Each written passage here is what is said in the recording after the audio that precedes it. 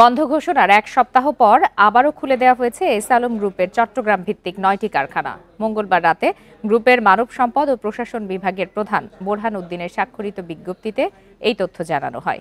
আজ সকাল থেকে কাজে যোগ দেন এসব কারখানার প্রায় ১২,০০০ কর্মী। তবে কী কারণে কারখানা বন্ধ ঘোষণা করা হয়েছিল তা জানায়নি এস আলম কর্তৃপক্ষ। এর আগে ২৪ ডিসেম্বর আলাদা বিজ্ঞপ্তির মাধ্যমে ৯টি কারখানা বন্ধের ঘোষণা দেওয়া হয়। তাৎক্ষণিকভাবে কারখানা শ্রমিকরা প্রতিবাদ জানিয়ে বিক্ষোভ ও ১০ দফা দাবি জানান।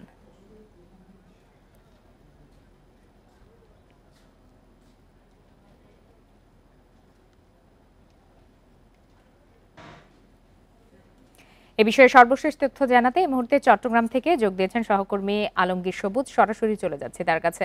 আলমগীর সবুজ, কি কারণেই বা এই কারখানাগুলো বন্ধ ঘোষণা করা হয়েছিল এবং কোন যুক্তিতে বা কোন আদেশের ভিত্তিতে আবারও চালু করা হলো, সর্বশেষ কি জানা গেল?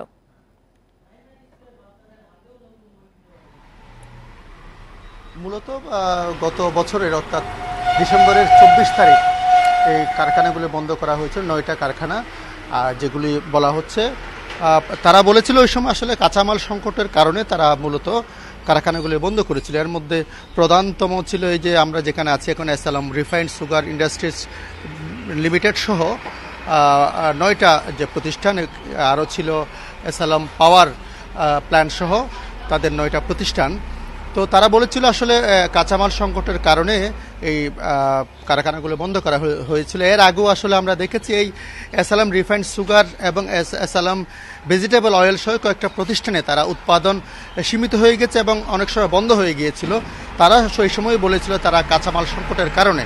এবং ২৪ তারিখের পরে গতকাল অর্থাৎ ৩১ ডিসেম্বর সন্ধ্যায় তারা মানব সম্পদ বিভাগ থেকে যে পরবর্তী যে নোটিশ দিয়েছে সেখানে বলা হয়েছে তারা আজ থেকে অর্থাৎ নতুন বছরের প্রথম দিন আজ থেকে তারা আবার উৎপাদনে যাচ্ছে, কারখানা চালু হবে। এবং আমরা যেটা খবর নিয়ে জেনেছি তারা বলেছে স্থানীয়ভাবে তাদের যেহেতু এলসি সংকট ছিল, এলসি করতে পারছিল না, এই কারণে তারা বিদেশ থেকে কাঁচামাল আনতে পারছিল না, এই কারণে তাদের উৎপাদন বন্ধ রেখেছিল। এবং এখন বলা হচ্ছে স্থানীয়ভাবে তারা তাদের কাঁচামাল সংগ্রহ করবে এবং সেই কাঁচামাল দিয়ে তারা উৎপাদনে যাচ্ছে এই ৯টা প্রতিষ্ঠান।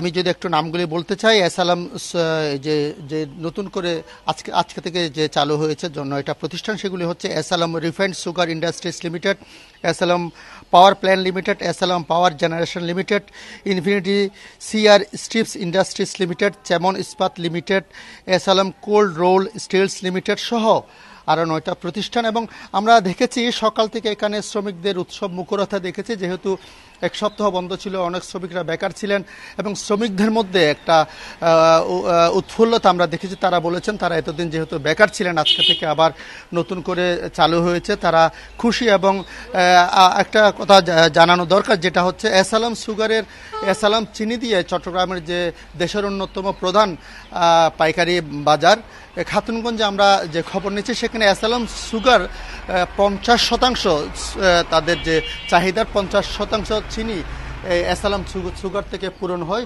সেই কারণে বাজারে একটা সংকটেরও একটা আশঙ্কা তৈরি হয়েছিল। এবং যেহেতু এই যে নতুন করে চালু হয়েছে, আমরা দেখেছি এখান থেকে চিনি খালাস করতে দেখেছি বাজারে, সে যে ধরনের সংকট তৈরি হবে না বলে অনেকে মনে করছেন। চট্টগ্রাম থেকে জানাচ্ছিলেন সহকর্মী আলমগীর সবুজ।